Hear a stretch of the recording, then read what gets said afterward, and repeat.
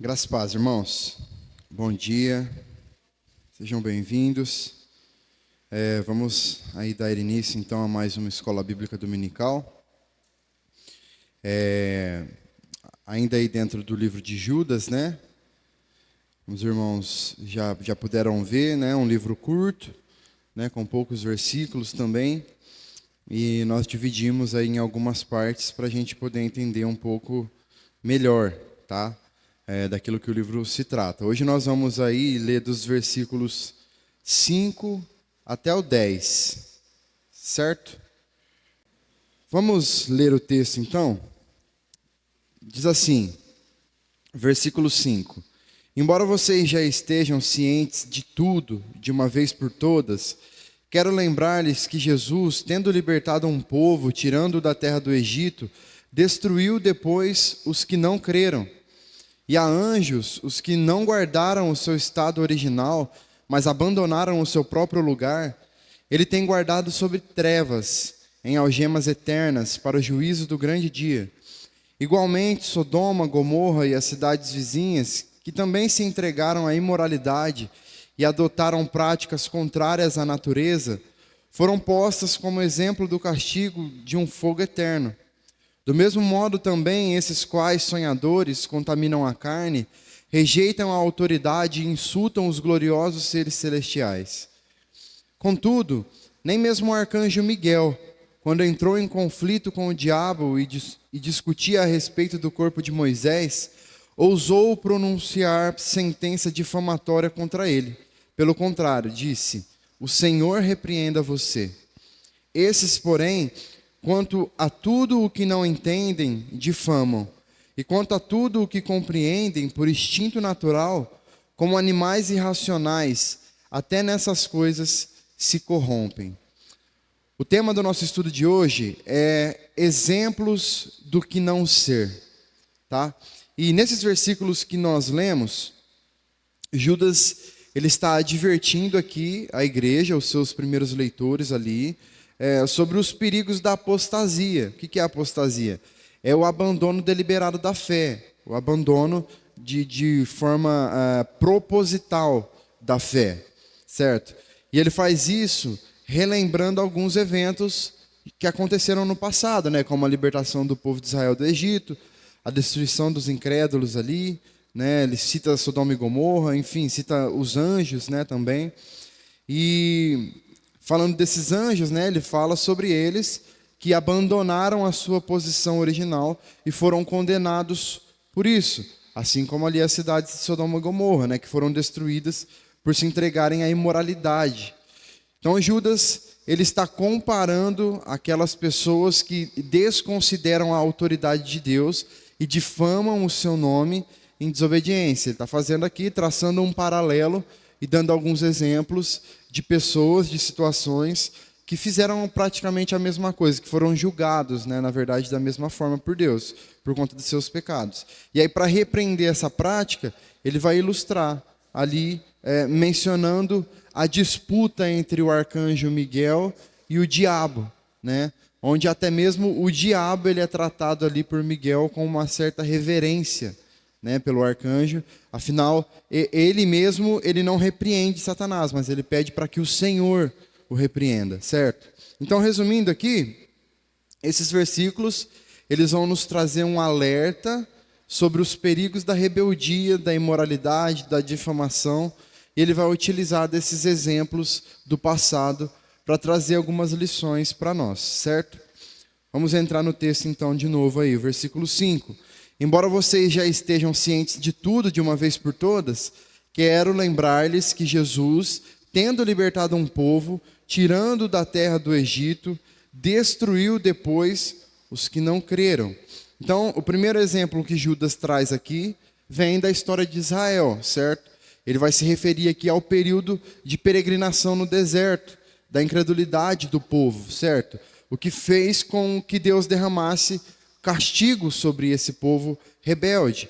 E o que o Judas está fazendo aqui é relembrar os seus leitores de que Deus agiu para libertar aquele povo, mesmo eles sendo ingratos, certo? Só que além disso, ele deixa claro que Deus também sempre puniu essas pessoas que mesmo diante das bênçãos de Deus, mesmo diante da possibilidade deles desfrutarem das bênçãos de Deus, eles permaneceram, eles alimentaram dentro de si ingratidão e incredulidade também. Foi o que aconteceu com o povo de Israel ali, né? Eles foram libertos do cativeiro, mas durante o tempo de peregrinação, quantas vezes eles duvidaram, quantas vezes eles deixaram de crer, né? E eles colheram as consequências por causa disso também. Então perceba que Judas diz que eles já estão cientes de tudo, ou seja, eles não são mais inocentes na história. Eles já possuem conhecimento dessas coisas. Então, com isso ele quer mostrar que não é uma imposição ali da sua parte. Ele está apenas chamando a atenção para que eles se lembrem das coisas que eles já possuem conhecimento. O versículo começa dizendo: embora vocês já estejam cientes de tudo.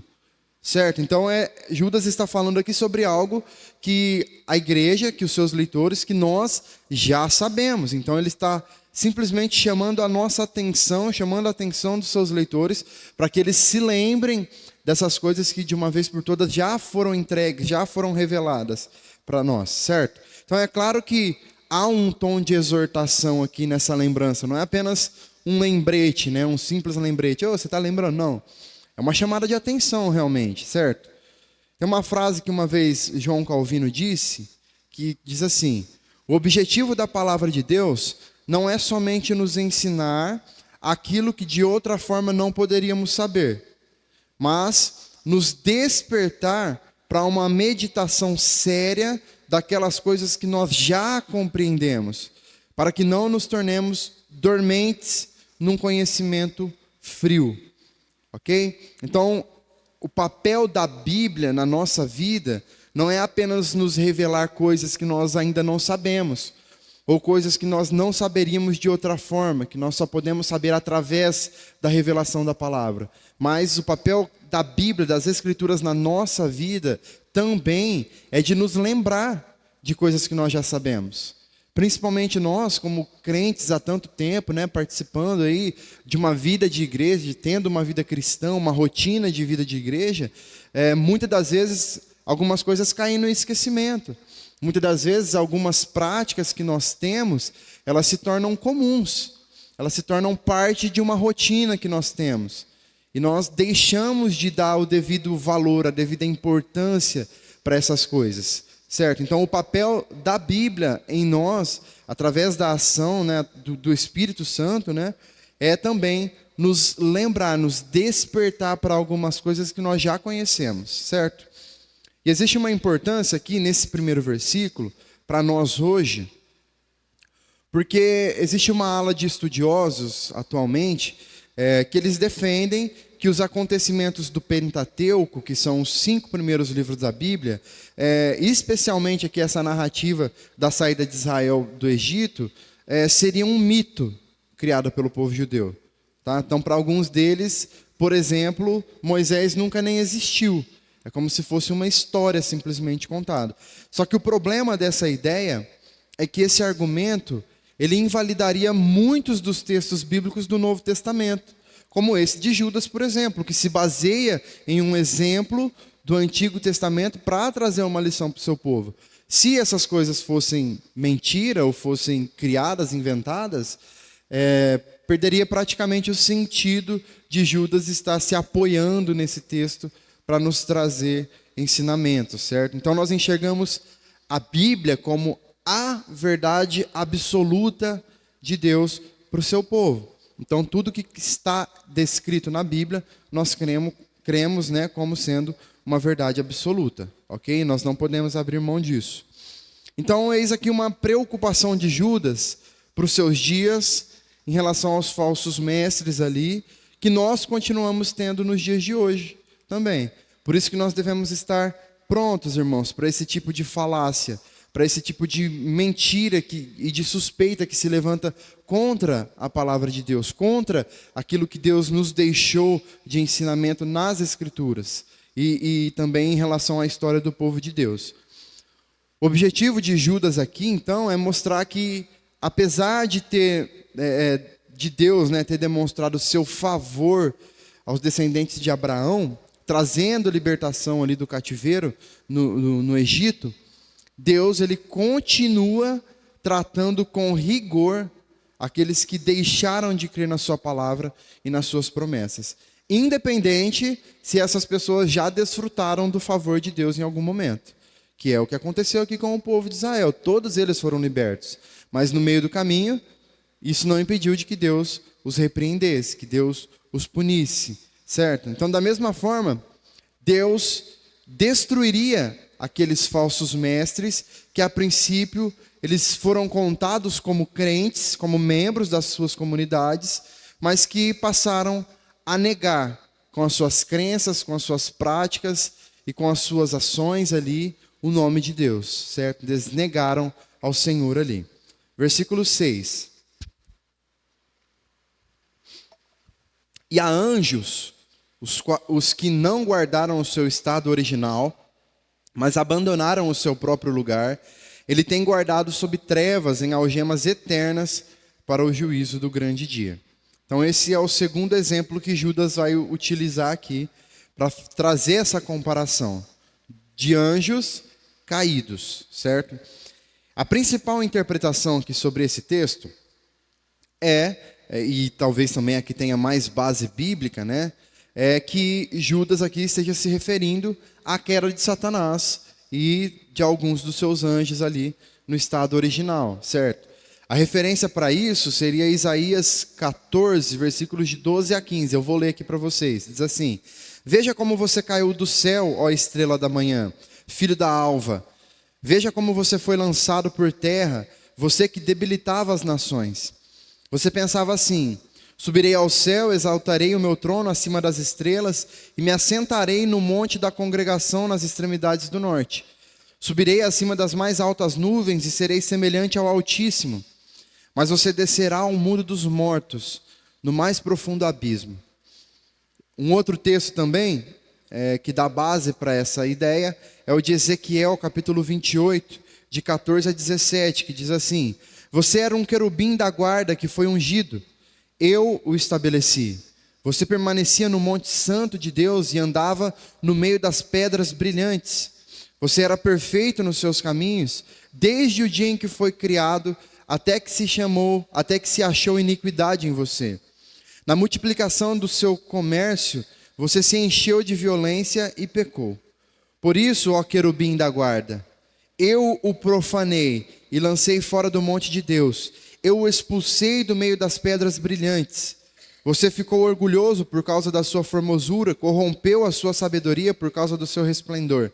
Por isso, eu o lancei por terra, eu o coloquei diante dos reis, para que o contemplem. Veja, essas duas profecias aqui, elas se aplicam de forma primária, de forma imediata, ao rei Tiro, certo? O texto está se referindo diretamente a ele ali, anunciando a sua queda ali, tá? Por causa da sua soberba e tudo mais. Porém, desde a antiguidade também costuma se aplicar como uma referência imediata a esses textos a queda de Satanás, a queda dos seus anjos. É uma referência a isso também, ok? Então, humanamente falando, está se referindo a Tiro, ao rei Tiro, que foi, amaldiçoado por Deus aqui, diante da sua postura. Mas espiritualmente falando, esse texto faz sim referência, então, à queda de Satanás. Apesar de nós não termos um texto bíblico que indique de forma explícita ali essa queda de Satanás, que deixe claro, evidente ali, que é só sobre isso que o texto está falando, nós podemos encontrar também no Novo Testamento alguns indícios em alguns textos. Por exemplo, lá em Lucas 10, 18, Jesus, ele parece estar se referindo a essa queda de Satanás, quando ele diz que via Satanás caindo do céu como um relâmpago. Então, outros textos como João 8,44, 1 Timóteo 3, 6, 2 Pedro 2, 4, também parece fazer alusão aí a essa queda. Depois os irmãos podem ler em suas casas para conferir depois, certo? Então, quando nós lemos aqui o versículo 6 de Judas, que esses anjos não guardaram o seu estado original e abandonaram o seu próprio lugar, nós entendemos que eles se rebelaram ali contra Deus, né, por não estarem satisfeitos com a sua posição original de autoridade e de poder com a qual eles foram criados por Deus. Então, a partir disso, eles abandonaram um lugar que era deles, um lugar no qual eles foram criados para estar, para viver, né, para permanecer. E por causa disso, o que os aguarda então diante dessa rebelião, desde então, é o castigo eterno, ok? E algo que precisa ser dito aqui também é que Judas ele está listando alguns exemplos e comparando esses exemplos entre si, tá? Então, quando ele faz essa comparação, é como se ele colocasse em um mesmo patamar essas situações, tá? Então, até aqui Judas ele deixa claro que o rigor aplicado no julgamento para a expulsão de Satanás e de seus demônios do céu é o mesmo aplicado na punição ali do povo incrédulo na peregrinação no deserto. O julgamento de Deus para com a rebeldia é exatamente o mesmo, certo? Ele não está comparando seres, ele está comparando o julgamento que ele está fazendo, que ele está derramando sobre esses seres, ok? E aí ele vai continuar essas comparações, agora citando Sodoma e Gomorra, no versículo 7. Diz assim: igualmente, Sodoma, Gomorra e as cidades vizinhas, que também se entregaram à imoralidade e adotaram práticas contrárias à natureza, foram postas como exemplo do castigo de um fogo eterno. Essa palavra imoralidade, usada aqui por Judas, é uma palavra frequentemente usada por outros autores do Novo Testamento para se referir a todo tipo de imoralidade sexual, certo? É bem direto aqui a referência do uso da palavra. Então, nesse caso aqui, a ideia de imoralidade que Judas está querendo nos passar especificamente, ela vai ficar ainda mais clara, né, pelo complemento que ele usa ali, quando ele diz, se entregaram à imoralidade e adotaram práticas contrárias à natureza. Essas práticas contrárias à natureza vai deixar mais claro ainda que ele está falando sim sobre uma imoralidade sexual aqui, quando ele se refere a Sodoma e Gomorra, né, que nós já sabemos aí a história. Na história lá de Gênesis, né, sobre Sodoma e Gomorra, principalmente ali no episódio em que Ló recebe alguns homens em sua casa, homens esses que na verdade eram anjos do Senhor ali, que assumiram forma humana, né? Os homens moradores de Sodoma, que não sabiam que esses hóspedes de Ló eram na verdade anjos enviados por Deus, eles batiam a porta de de Ló, para que Ló entregasse esses homens a eles, para que eles pudessem abusar sexualmente desses homens. Essa era a vontade, o desejo deles ali. Então, o fato do versículo começar com a palavra igualmente, irmãos, estabelece então, de novo aqui, uma comparação entre o exemplo dos anjos caídos, o exemplo do povo de Israel na libertação ali do Egito, com Sodoma e Gomorra. Igualmente a esses dois anteriores exemplos que nós falamos, esse exemplo aqui também se encaixa, né? Essa comparação também se encaixa. Mas qual que é essa comparação aqui? Judas, ele tem uma intenção aqui muito maior do que aquilo que talvez a nossa interpretação aqui possa se apegar. Por quê? Porque talvez nós pensemos assim, de forma rasa, né? Interpretando aqui, nós vamos pensar, nossa, mas Judas está comparando ali os sodomitas a demônios, e com essa interpretação, a gente corre um risco de comparar a demônios pessoas que hoje possuem práticas parecidas com a dos sodomitas, né? Mas não é isso que Judas está fazendo aqui.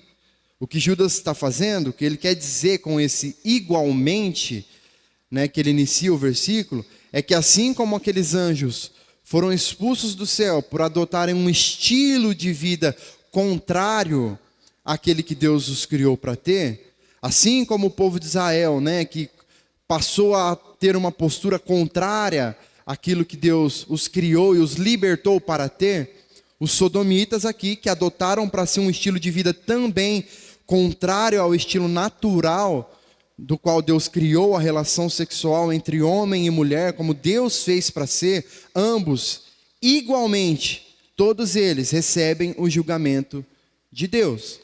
Então, o igualmente aqui, ele se refere ao julgamento de Deus diante de situações, sejam elas quais forem, qualquer situação que o ser humano passe a viver sua vida num sentido contrário àquele que Deus o criou para ter, para ser, para existir.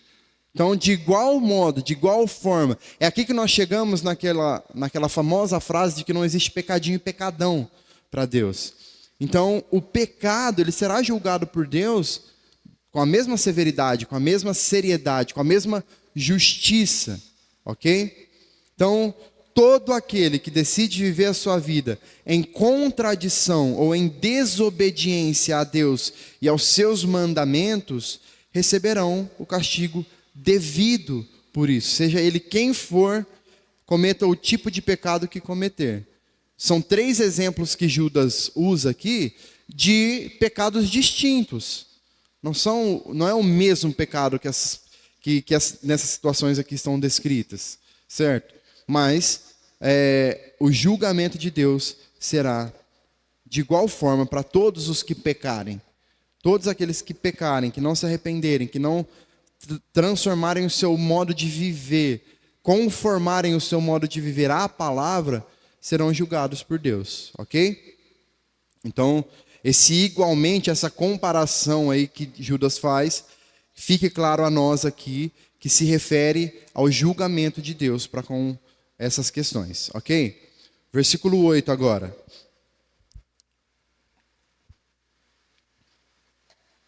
A comparação continua. O verso começa assim: do mesmo modo também esses, quais sonhadores, contaminam a carne, rejeitam a autoridade e insultam os gloriosos seres celestiais.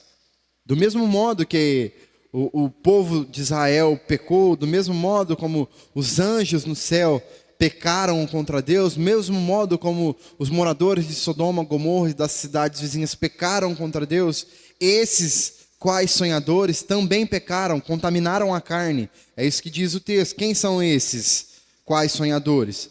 Judas está se referindo aqui, obviamente, aos falsos mestres que estavam se infiltrando na igreja. Essa é a ideia de Judas aqui ao escrever o texto, né? Como nós já explicamos. Então a comparação não é entre seres e pecados, mas ao julgamento que Deus exerce, como nós acabamos de dizer também. E Judas aqui, ele se refere ainda a esses falsos mestres como sonhadores, tá? E uma outra tradução vai dizer sonhadores alucinados também. E a intenção de Judas em chamá-los de sonhadores pode significar 2 coisas. A primeira é que eles estavam com a consciência ali tão anestesiada pelas suas práticas imorais, a ponto de eles viverem as suas mentiras como se elas fossem verdades. Como se de fato aquilo que eles estivessem falando fossem verdades, né? Como se fossem pessoas de fato adormecidas ali. Como se elas estivessem realmente sonhando e vivendo um sonho ali como se fosse uma realidade. Essa é a primeira possibilidade.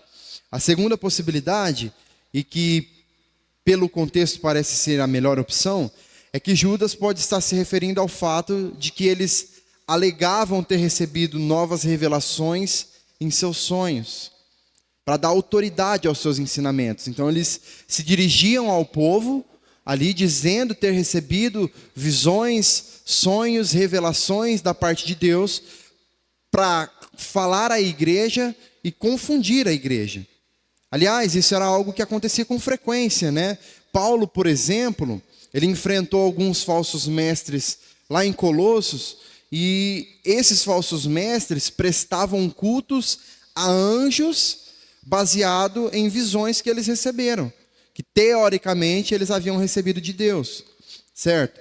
E além disso, se nós olharmos para os nossos dias de hoje, isso é algo que ainda acontece também, né? Até hoje nós somos submetidos aí a falsas declarações de pessoas que dizem ter tido sonhos, visões, revelações, e aí falam em nome de Deus para dar base aos seus ensinamentos, que na maioria das vezes são contrários à palavra, certo? Então, basta ter um assim diz um Senhor no meio da história, ou basta ter um Deus me mostrou, Deus me revelou, que já faz parecer que aquilo que a pessoa vai dizer é uma verdade absoluta, né? E nós precisamos estar atentos quanto a isso. Judas está chamando a nossa atenção aqui para isso. Aí o texto diz: contaminam a carne, rejeitam a autoridade e insultam os gloriosos seres celestiais. A contaminação da carne aqui, ela está diretamente ligada à imoralidade sexual, ok? O termo grego usado ali é o mesmo que é usado para exemplificar, por exemplo, o caso de Diná, filha de Jacó, certo? Que o texto diz lá que ela foi contaminada por Siquém, quando ele violentou ela no campo.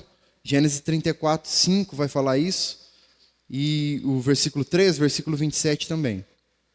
Rúben, também filho de Jacó, foi repreendido por ele, por ter dormido com uma de suas concubinas, e assim contaminado também o leito de seu pai. É a mesma palavra que está sendo utilizada, tá?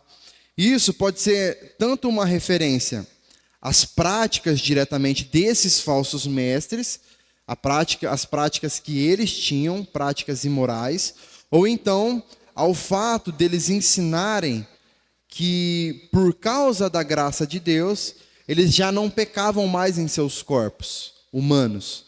Essa também era uma prática comum daquele tempo, né? Eles, principalmente dentro do gnosticismo, ali que dizia que o corpo já não pecava, que o corpo, mesmo o corpo pecando, o espírito ele estava a salvo, né? Ele estava intacto, o espírito não pecava. Então, basicamente o pecado não existia para eles. Então, possivelmente eles defendiam essa causa e eles tentavam disseminar essa ideia no meio do povo, no meio da igreja. Então pode estar se referindo a isso, essa questão da contaminação da carne. Ele também diz ali que os falsos mestres rejeitam a autoridade. E com essa referência aqui, provavelmente Judas ele está se referindo a uma rejeição à autoridade de Deus, propriamente dita, e da sua palavra.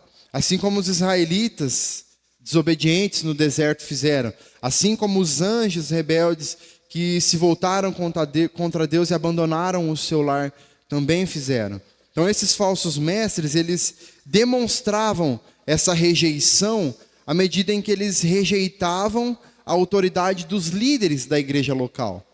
À medida em que eles falavam contra, que eles difamavam o nome dos líderes da igreja local. Ou seja, Judas ele está dizendo ali que esses falsos mestres, além de imorais, além de tentar colocar a imoralidade no meio do povo, eles também eram debochados, eles eram arrogantes, eles eram desobedientes para com as autoridades humanas constituídas por Deus e pela igreja na terra também.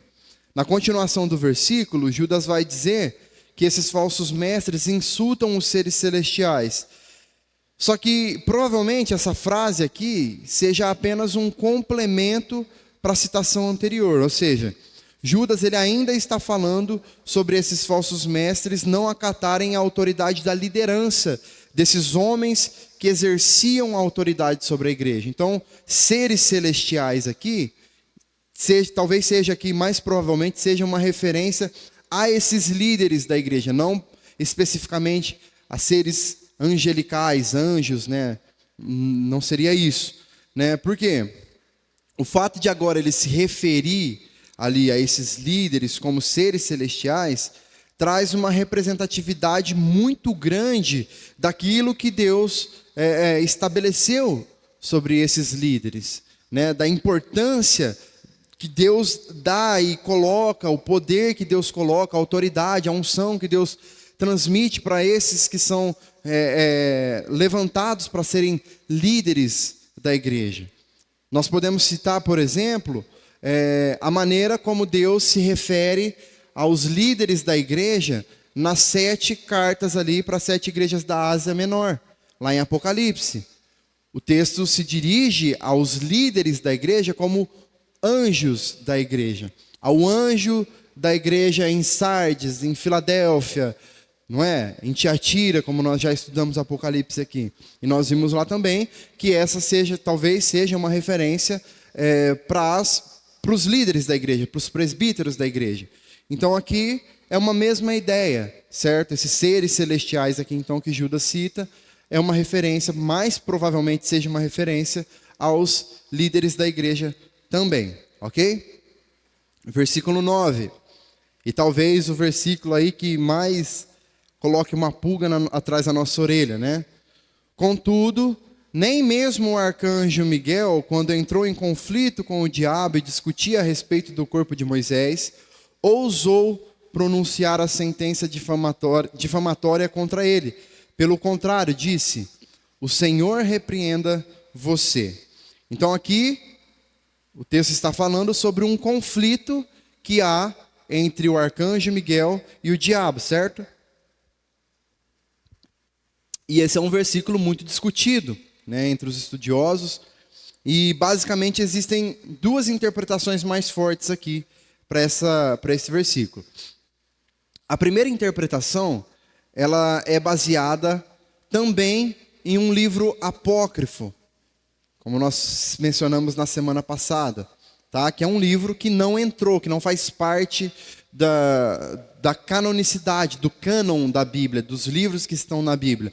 Livros que foram escritos ali, baseados em experiências, baseados na história da igreja também, mas que não entraram para a Bíblia, né, para ser mais direto aí. Então, com base nos escritos de alguns pais da igreja, como por exemplo, Clemente de Alexandria, Orígenes, Dídimo, acredita-se então que a referência aqui que Judas está usando nessa parte seja um trecho deste livro apócrifo. Inclusive eu até peguei aqui o trecho do livro, que é Testamento de Moisés, o livro. E diz assim, ó: tendo Moisés morrido no monte, o arcanjo Miguel foi enviado para remover o seu corpo. O diabo, portanto, desejando enganá-los, opôs-se a ele dizendo: o corpo é meu, como senhor de todas as coisas materiais. Ou por causa do egípcio que Moisés matou, blasfemando assim contra o homem santo, proclamando-o um assassino. O anjo, não suportando a blasfêmia, disse ao diabo: Deus te repreenda. Essa é a primeira interpretação, então, que Judas tivesse tirado a sua interpretação daqui, ok? Por outro lado, a segunda interpretação, ela se baseia no que está escrito no livro de Zacarias, capítulo 3, versículos 1 e 2, que diz assim: Deus me mostrou o sumo sacerdote Josué, que estava diante do anjo do Senhor. Mostrou também Satanás, que estava à direita de Josué para o acusar.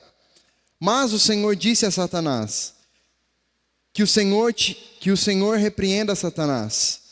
Sim, o Senhor que escolheu Jerusalém o repreenda. Não é este um toco de lenha tirado do fogo?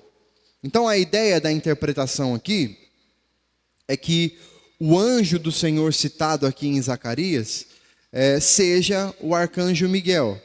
E o toco de lenha tirado do fogo represente o corpo de Moisés, certo? Somado a isso, né, os que defendem essa ideia que esse texto de Judas está baseado aqui, né, em Zacarias, eles defendem que o livro apócrifo Testamento de Moisés foi escrito bem depois do livro de Zacarias, e que o próprio apócrifo tenha se baseado no livro de Zacarias para escrever o que ele escreveu, ok? Fato é que, se nós analisarmos as duas possibilidades aqui, elas praticamente nos levam para a mesma ideia, para a mesma interpretação. Nós não sabemos qual era o interesse do diabo no corpo de Moisés, né, porque o texto bíblico não relata isso para nós, mas existe uma forte possibilidade de que o interesse de Satanás no corpo de Moisés fosse para criar mais um símbolo de idolatria para o povo de Israel. Haja vista, né, que o povo de Israel construíram bezerros de ouro, serpentes de bronze, para dar adoração. E aí você imagina só, Moisés, o maior líder do povo de Israel, morreu, e de repente o corpo de Moisés aparece. Ele ia virar o objeto máximo de adoração do povo. É uma possibilidade, tá, irmãos? Nós não estamos cravando aqui que seja isso, porque não dá para saber, né? A gente não tem como ter certeza disso, mas diante de alguns estudos, né?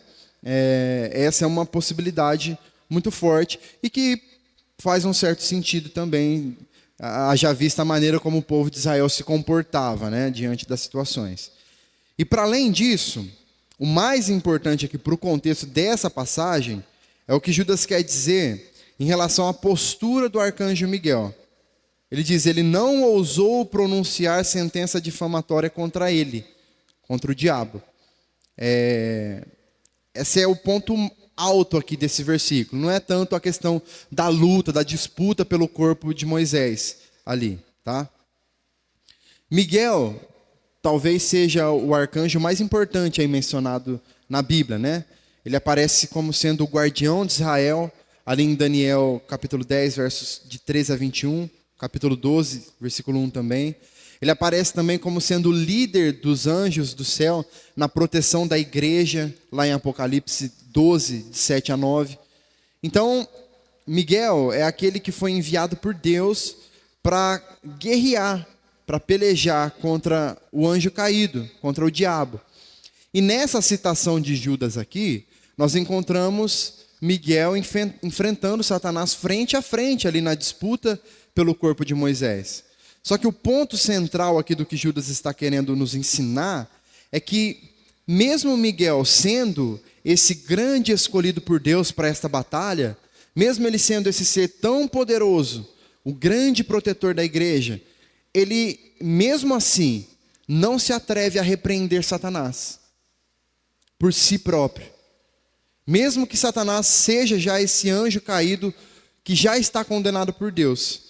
Então a intenção de Judas aqui é traçar um contraste, mostrar uma diferença da ação de Miguel para com Satanás, ou seja, um ser grandioso criado por Deus contra aquele que se tornou o pior ser da existência da humanidade, certo? Então é isso contra isso. Esse que está aqui tão acima deste, não ousou, ainda assim, pronunciar difamação contra Satanás. Então, ao contrário do que aqueles falsos mestres estavam fazendo, que aí inverte, esse aqui estava difamando esse aqui. Então, Judas está querendo traçar esse contraste, mostrar que diferença há naqueles que são de Deus, naqueles que são povo escolhido de Deus, para com aqueles que são falsos, para com aqueles que são mentirosos. Aqueles que vêm de Deus, aqueles que são de Deus, não precisam atacar dessa maneira, difamar dessa forma, aqueles que não pertencem a Deus. Por quê? Deus fará. É Deus quem faz. Então, até Satanás foi, de certa forma, respeitado por Miguel aqui. Enquanto aqueles falsos mestres não tinham respeito pelas autoridades instituídas por Deus para o seu povo na terra. Ok? Esse é o ponto central de Judas aqui, nessa questão. Certo? Versículo 10. Esses, porém, quanto a tudo, o que não entendem, difamam. Veja que ele está continuando essa comparação, certo? Ele citou ali Miguel e Satanás, e agora ele vem aqui, ó. Porém, esses falsos mestres aqui, ao contrário de Miguel, né? Quanto a tudo que não entendem, difamam. Então eles difamam mesmo sem conhecer, mesmo sem entender. E quanto a tudo que compreendem, por causa do instinto natural, por um instinto natural, como animais irracionais, até nessas coisas se corrompem. Então, o que os falsos mestres não entendiam e difamavam? Provavelmente aqui eles estavam difamando o evangelho da graça de Deus. E também difamando aqueles que pregavam o evangelho da graça de Deus. Então, diante disso, por eles não entenderem, por eles não aceitarem, o não entender aqui seria o não aceitar, tá? Por eles não aceitarem o evangelho como ele é, eles apresentavam a sua própria visão, eles distorciam o evangelho para apresentar a sua própria visão, para tentar aplicar isso sobre o povo, sobre a igreja. E para Judas, isso que era uma difamação. Eles estavam difamando a verdade, a veracidade do evangelho, ok? E eles estavam deturpando a mensagem aqui que era pregada. Então, a difamação, a blasfêmia, os xingamentos, as ofensas, são armas frequentemente usadas por falsos mestres, no intuito de destruir a reputação, a moral e a autoridade dos líderes espirituais de uma comunidade. Por exemplo, pessoas que criam contenda no meio do povo, pessoas que trazem confusão no meio da igreja, pessoas que não são humildes o suficiente para se colocarem debaixo de uma situação estabelecida pelos seus líderes. São falsos crentes, falsos mestres. Certo? E é sobre isso que ele está falando. É com isso que ele está comparando. E por outro lado, eles também tinham um conhecimento natural, o texto diz, né? O texto diz assim: E quanto a tudo que eles compreendem por instinto natural, ou seja, é uma compreensão que eles tinham naturalmente, mas que como animais irracionais até nessas coisas se corrompem. Por quê? Era um conhecimento humano. E esse conhecimento humano não tinha objetivo dar glória a Deus. Ok? Mas apenas ter uma glória própria. E é por isso que eles se corrompiam até nessas coisas que vinham deles mesmos. Sabe as nossas capacidades que nós temos, que às vezes não tem muito a ver, por exemplo, com a vida de igreja. Às vezes você é bom em alguma coisa que você faz, sei lá, no teu trabalho, você tem as suas habilidades ali do seu trabalho que você é responsável por fazer. Mas que o que nós precisamos fazer? O que o texto bíblico nos ensina a fazer? É fazer tudo como se fosse para o Senhor, não é? Então, em tudo que nós fazemos, a glória precisa ser dada a Deus. Todas as capacidades que temos, todos os talentos que temos, precisam ser usados, precisam ser colocados em prática para que o nome do Senhor seja glorificado, seja exaltado. E aqui, o que Judas está comparando é exatamente isso. Naquilo que diz respeito à vida de crente, à vida de igreja, eles estão deturpando a mensagem do Evangelho, eles estão agindo, difamando a mensagem do Evangelho. E dentro daquilo que eles têm de capacidade pessoal, eles também vivem de maneira a não dar glória a Deus com tudo que fazem. Eles fazem porque eles querem fazer para se vangloriar, para se engrandecer daquilo que eles sabem fazer. Certo? Então esses são os 5 versículos que nós estudamos hoje, né, expomos aqui hoje. E agora nós vamos trazer algumas aplicações baseadas nesses versículos. Certo? A primeira aplicação que eu gostaria de fazer é que Deus não tem favoritos. Ele julga cada um de acordo com aquilo que merecem. Certo? Nós podemos dizer, baseado nessa aplicação, que os anjos são as criaturas de Deus que talvez mais se aproximem, se assemelham em essência a Deus. São seres celestiais, né? Com poder, né? Eles possuem ali algo diferente. Algo que talvez mais os aproxime de quem Deus é. Porém, como nós vimos no versículo 6, Deus ele não teve a menor dificuldade de colocar esses anjos rebeldes sob um estado de trevas.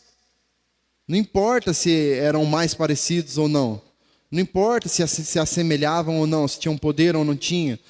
Deus não teve dificuldade nenhuma de pegar esses anjos rebeldes e lançar fora do céu. E, para além disso, os condenar eternamente.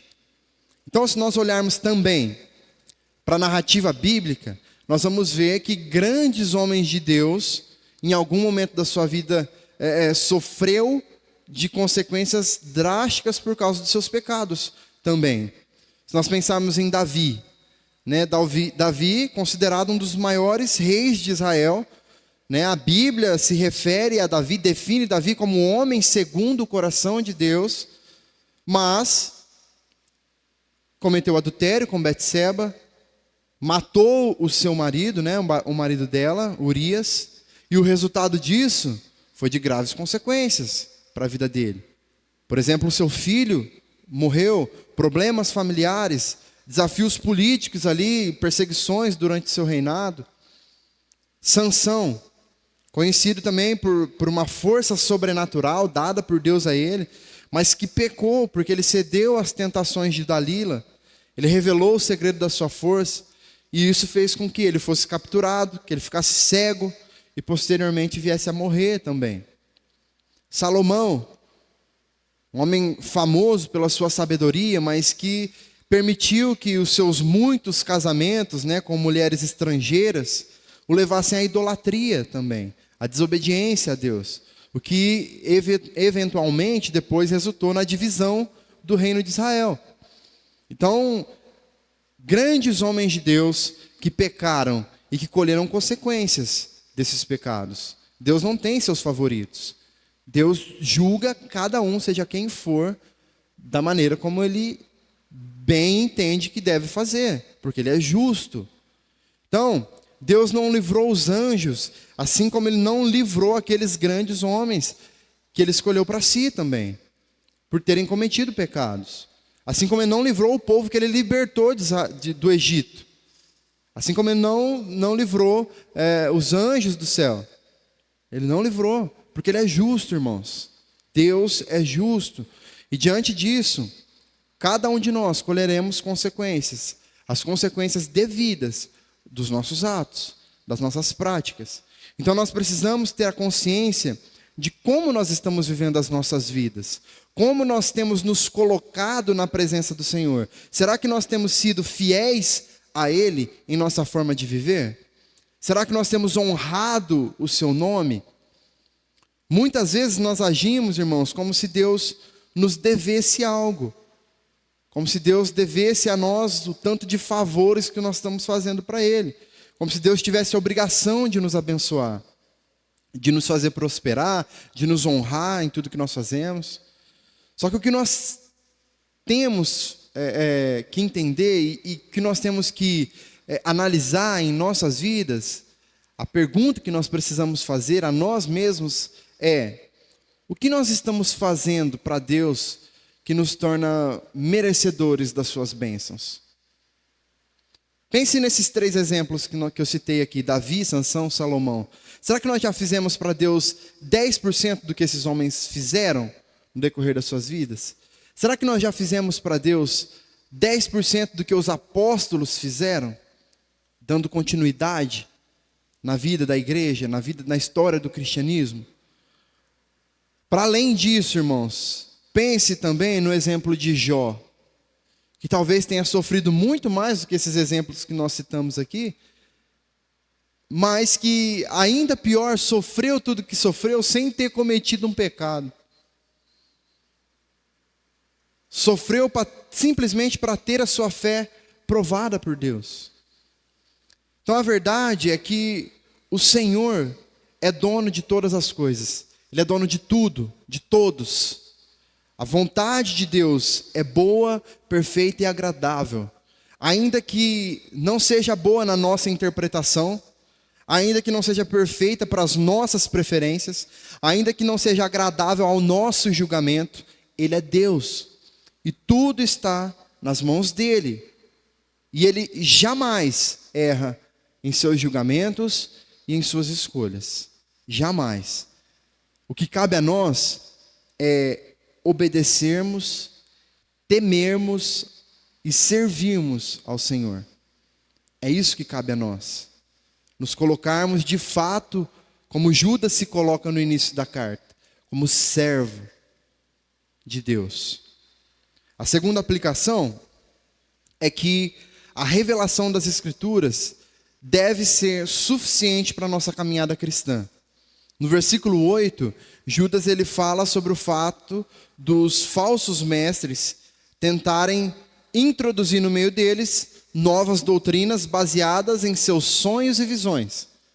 E Judas ele está exortando o povo para que eles não aceitem isso, para que eles não se deixem levar por essas ideias.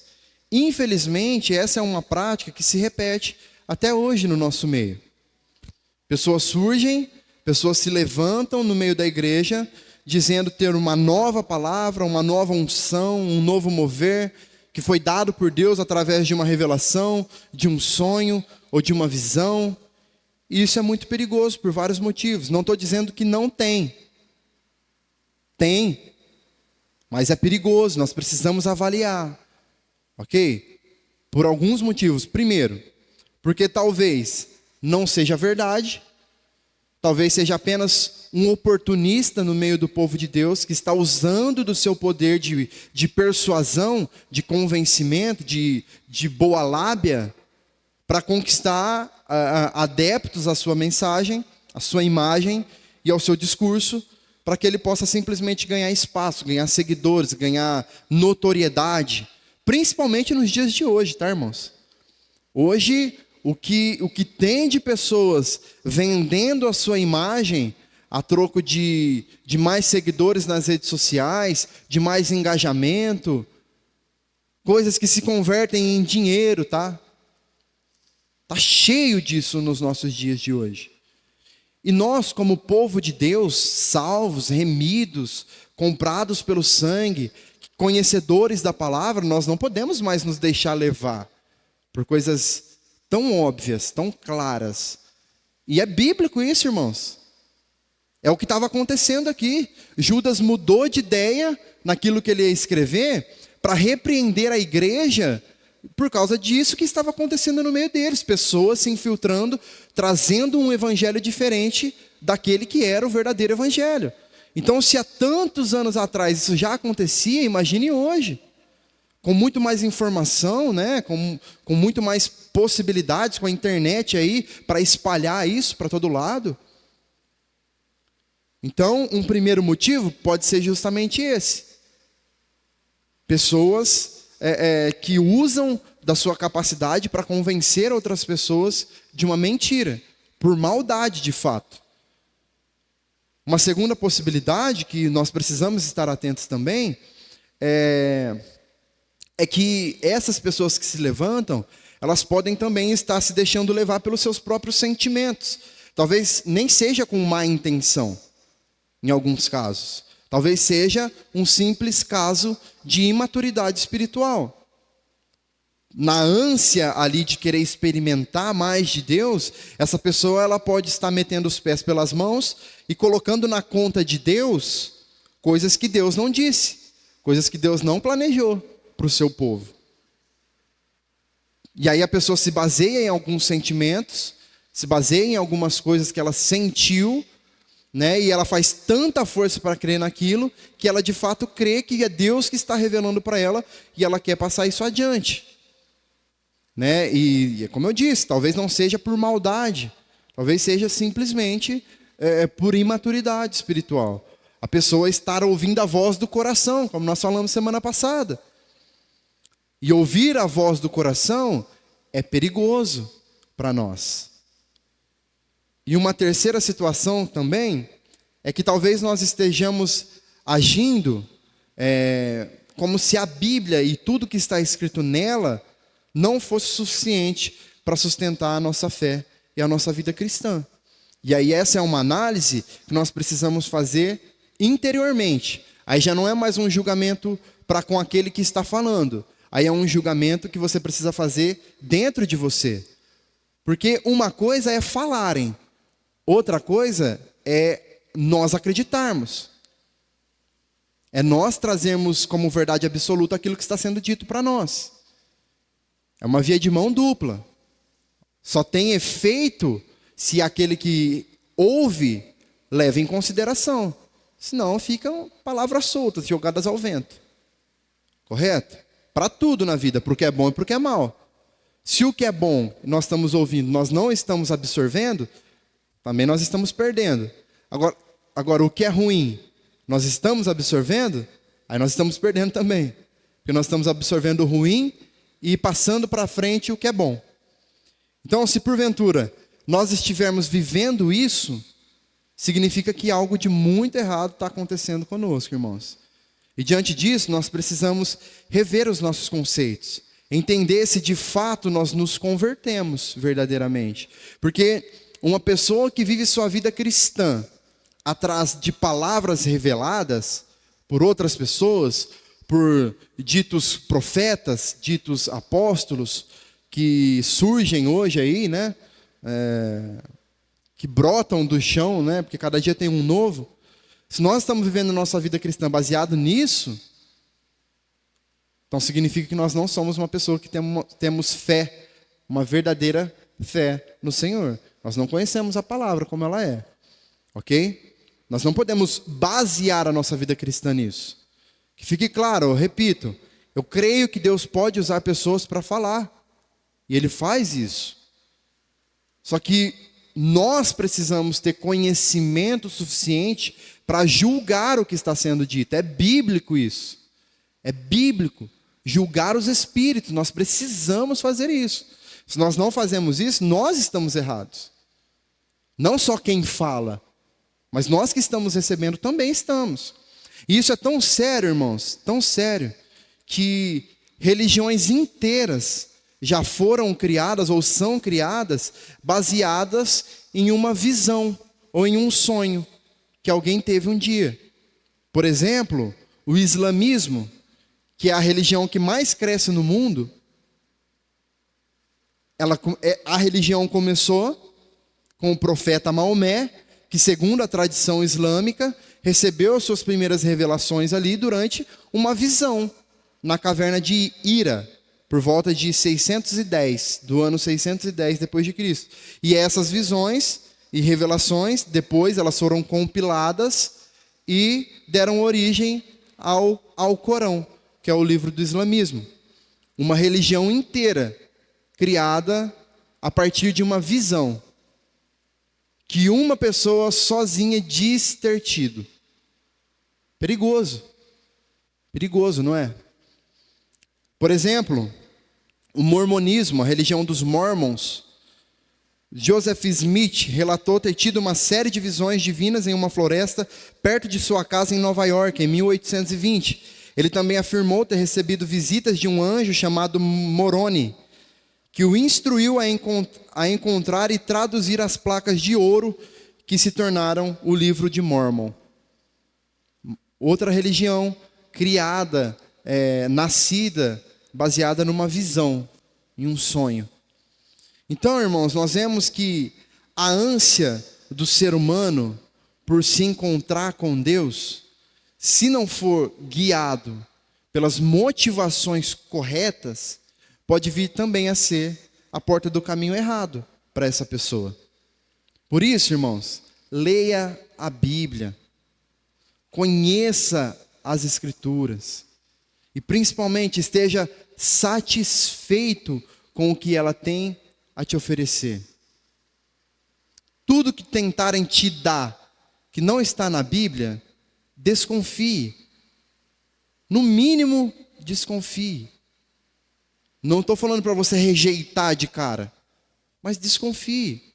Quantas pessoas já te falaram algo que diz ter vindo da parte de Deus e que não aconteceu? Aí é cômodo para essa pessoa depois falar que não aconteceu porque você não teve fé. É muito fácil.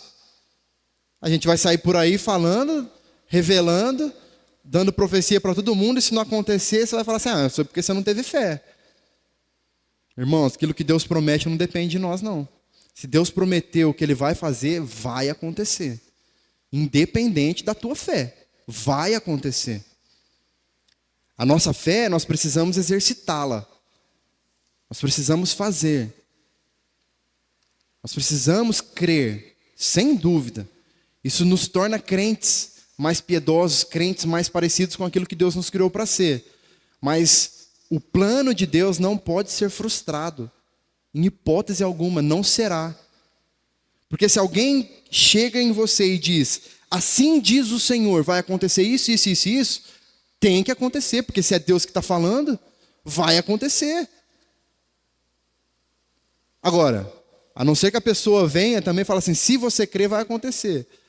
Aí é uma profecia muito cômoda de ser feita também. Então, tenha cuidado, para que você não se deixe levar por pessoas que simplesmente são imaturas na fé, ou que agem também por maldade. Nós precisamos ser como os bereanos, lá em Atos 17, que recebiam a palavra com toda a avidez, o texto diz, e eles examinavam as escrituras todos os dias para ver se as coisas eram de fato como aquilo que eles estavam ouvindo. É um exemplo que nós devemos seguir. Recebi uma palavra, vamos para a Bíblia. O que a Bíblia está falando que tem relação com isso que eu acabei de ouvir? Será que é isso mesmo que a Bíblia está falando? Será que não? Será que não é bem assim? E ora, coloca diante do Senhor. Senhor, eu estou aqui. Se for para ser, amém. Glória a Deus. Se não for, afasta também para longe de mim. Esse enviado de Satanás aí. E por último, irmãos, a última aplicação. O poder e a autoridade estão em Deus. Durante a nossa caminhada cristã, no meio evangélico, nós nos apropriamos de alguns termos, de algumas práticas que se tornaram muito comuns, no nosso meio. E no meio disso, alguns termos, algumas práticas, elas se tornam parte constante das nossas orações, por exemplo. E na maioria das vezes, nós nem percebemos aquilo que nós estamos falando, ou como nós estamos falando. Então, declarações como eu repreendo, eu exijo, eu declaro, eu ordeno, entre outras, elas se tornam parte das nossas orações. No entanto, por exemplo, se nós pegarmos a palavra repreendo, que é a palavra que aparece aqui no contexto de Judas, quando Miguel fala, o Senhor te repreenda, essa palavra repreenda, se nós analisarmos todo o contexto da Bíblia, nós vamos ver que as únicas duas pessoas que usam essa palavra são Deus Pai e Jesus. Mas ninguém utiliza essa palavra específica no contexto bíblico. Talvez você vai dizer assim, não, mas Deus nos deu autoridade para pisarmos em serpentes e escorpiões, nos deu autoridade para expulsarmos demônios, para orarmos e curas acontecermos, e sim, isso tudo é verdade, irmãos. Deus nos deu sim autoridade. Só que essa autoridade que Deus nos deu, não é como um objeto. Não é como um copo que Ele me dá, eu guardo e eu uso esse copo na hora que eu quiser, do jeito que eu quiser, coloco aqui dentro o que eu quiser. Essa autoridade que Deus nos deu para fazer essas coisas, não está em nós, em nossa posse, está em Deus. Nós, por nós mesmos, não temos autoridade de nada. Se existe algum tipo de autoridade em nós, é pelo Espírito de Deus que habita em nós. Correto? O poder para que essas coisas aconteçam, o poder para que demônios sejam expelidos das pessoas, para que nós oremos e curas aconteçam, esse poder está em Deus, não vem de nós, certo? Um outro problema que nós encontramos é que, por exemplo, a frase em nome de Jesus, ela se tornou quase que um mantra na vida do crente. Eu mesmo volta e meia estou falando, não, em nome de Jesus, mas acaba que você fala, que você nem percebe por que você está falando. Você está falando só por falar, sem ter a consciência daquilo que você está falando, do que você está falando, do que representa isso que você está falando. Olha o que diz Atos 16, 16 a 18. Aconteceu que indo nós para o lugar de oração, veio ao nosso encontro uma jovem possuída de espírito adivinhador, a qual adivinhando dava grande lucro aos seus donos. A gente poderia voltar no exemplo anterior aqui, só nesse versículo aqui, mas não vamos, senão vai acabar meio-dia. Seguindo a Paulo e a nós, gritava dizendo: estes são homens servos do Deus Altíssimo e anunciam a vocês o caminho da salvação. Isso se repetiu por muitos dias. Então Paulo, já indignado, voltando-se, disse ao Espírito: em nome de Jesus Cristo, eu ordeno que você saia dela. E na mesma hora, o Espírito saiu. Olha só. Aqui, Paulo ele usa o termo eu ordeno que você saia. Só que E aí, lógico, é um termo de autoridade que ele usa aqui nesse momento, certo? Só que antes, o que ele diz antes é, em nome de Jesus Cristo. Aí sim ele diz, eu ordeno que você saia dela.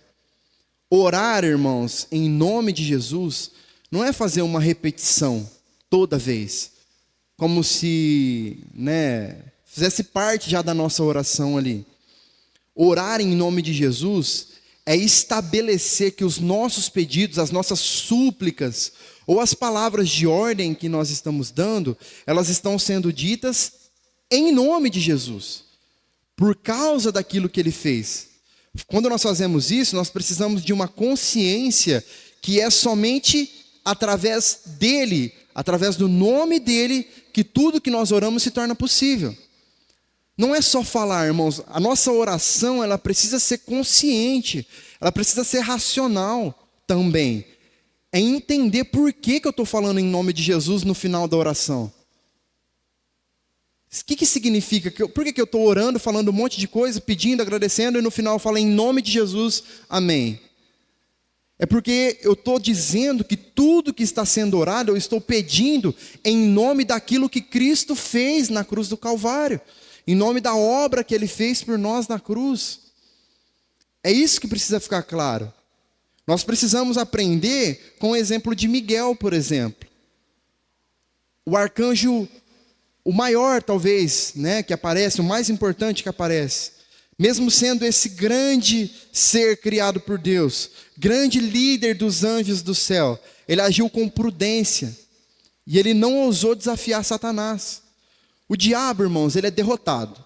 Ponto final. O diabo, ele é derrotado. Mas, ele é derrotado por quem? Por Cristo. E não por nós. Mete a cara com o diabo sem Cristo para você ver o que acontece com você. Está enrolado. Está enrolado. O diabo foi e é derrotado por Cristo. Nós tememos a Cristo, somos filhos de Deus. E por isso que nos é dada essa autoridade. Mas a autoridade essa que não é nossa. A autoridade essa que está em Cristo. Foi Cristo quem venceu Satanás na cruz. E é por isso que nós oramos em nome dele. Nós oramos em nome daquele que já venceu o maligno.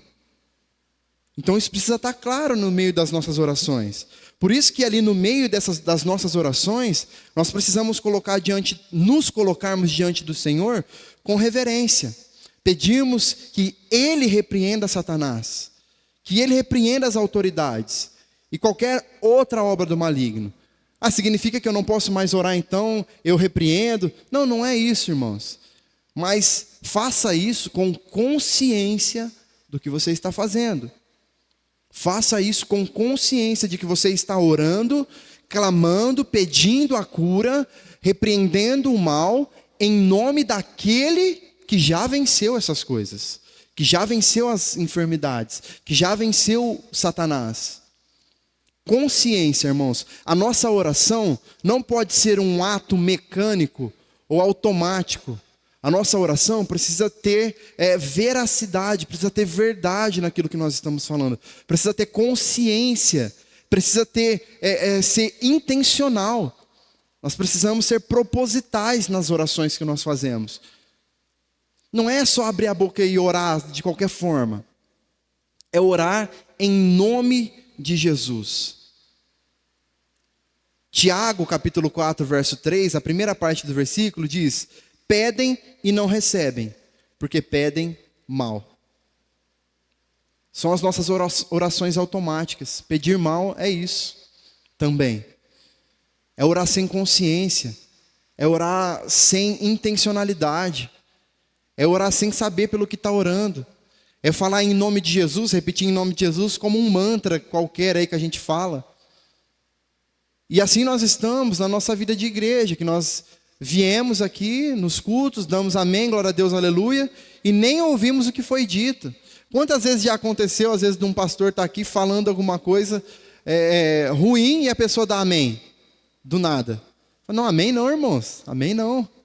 Já aconteceu, a gente já presenciou algumas vezes isso acontecendo. Mas por quê? Porque não sabe o que está acontecendo. E assim nós oramos. Colocamos um monte de coisa em nome de Jesus, amém. Pronto. Mas e aí? Aí a gente saiu daqui já, acabou a oração, já acabou, já nem lembro o que foi orado, pelo que orou, como orou. O poder e a autoridade, irmãos, estão em Deus. E se nós orarmos pelo simples ato de orar, nada vai acontecer. E nós vamos pedir e não vai acontecer, porque nós pedimos mal. Cristo, irmãos, é tudo que nós precisamos para vivermos nesse mundo. Todas as suas obras, todos os seus ensinamentos, as suas exortações, a maneira como ele sempre foi fiel às Escrituras, tudo isso deve ser o nosso maior ponto de referência. Cristo, ele nunca se curvou e nem nunca se deixou levar por aquilo que diziam para ele. Inclusive, quando ele foi tentado por Satanás, ele foi tentado como? Com uma revelação da onde? O diabo usou a Bíblia. O diabo usou a própria palavra de Deus para tentar Jesus. Mas ele usou bem? Não. Ele usou o mal. Percebe como isso é sério, irmãos? O diabo às vezes está usando pessoas com a própria Bíblia para te confundir. É o que ele faz. É o que ele fez pessoalmente com Jesus. É aquilo que eu disse na semana passada, que às vezes o crente hoje ele está preocupado em achar o diabo nas marcas, nas músicas, mas não consegue ver o diabo pregando dentro da sua própria igreja. Às vezes, sendo usado, o diabo usando pessoas, usando a própria Bíblia de forma errada para nos confundir. Cristo não se deixou levar. E aí Cristo, diante de Satanás, usou a palavra da maneira correta para combater aquilo que ele estava falando. A mesma palavra que estava sendo usada de maneira errada, Cristo usa da maneira correta para combater Satanás. E é por isso que nós precisamos nos basear nele, não nos deixarmos levar, permanecermos firmes nas verdades da palavra e nunca nos desapegarmos dela. Amém?